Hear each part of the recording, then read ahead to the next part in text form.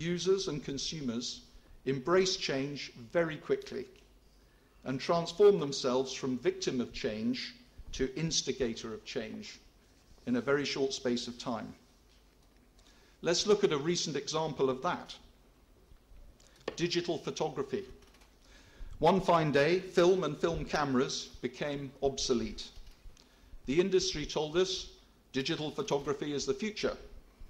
The consumer tentatively adopted the new technology, and within 3 years, the industry is gasping to catch up with the ravenous appetite of the consumer, whether it be software applications to manipulate photographs, low-cost photo printing, so you can have immediate gratification in looking at photographs, or electronic photo frames that enable endless memories to be flicked before you on a screen.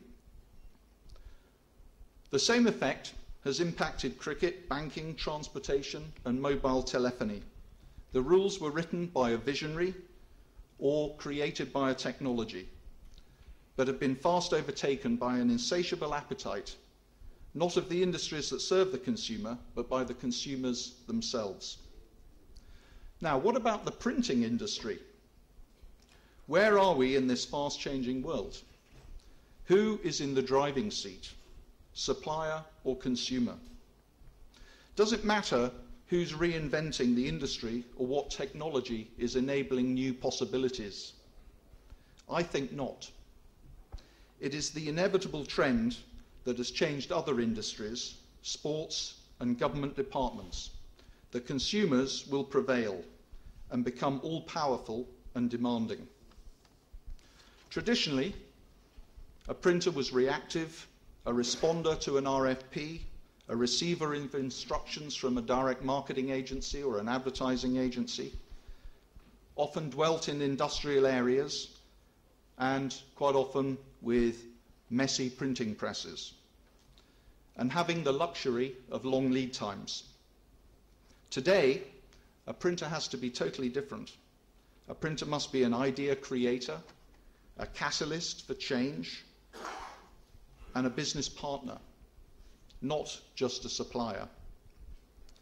I remember attending a site visit to the IT director of Lloyds Bank in London during my education, and we asked him why he bought the latest IBM mainframe, and not only that, had booked IBM's next 2 mainframe products, even though they hadn't been invented yet. His answer was, "We adopt technology for competitive advantage." And I can't go into all the reasons he gave there, but I can tell you they were pretty compelling. So today, whenever I look at companies that adopt technology, I remember that statement.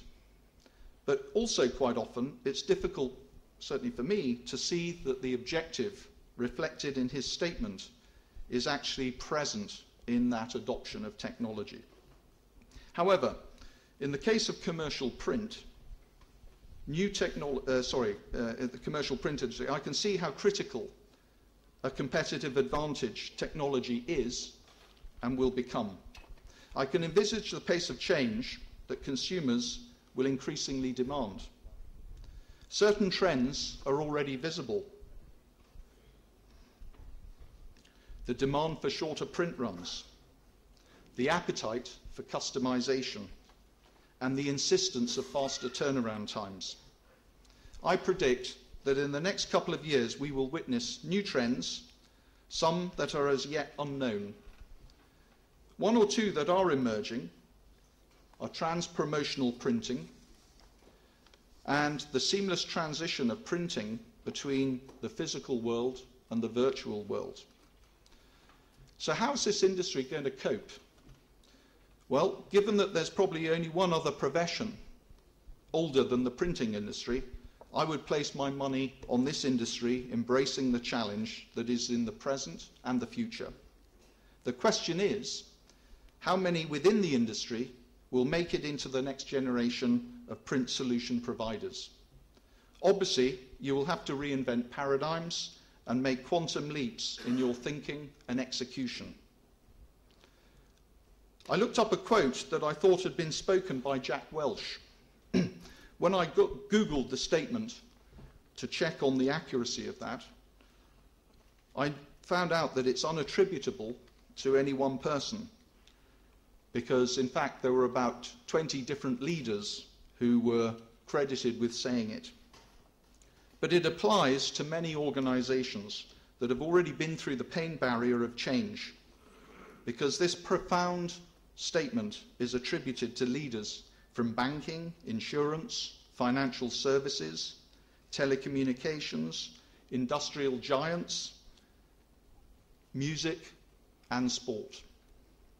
And it is when the pace of change outside an organization is greater than the pace inside, the end is near.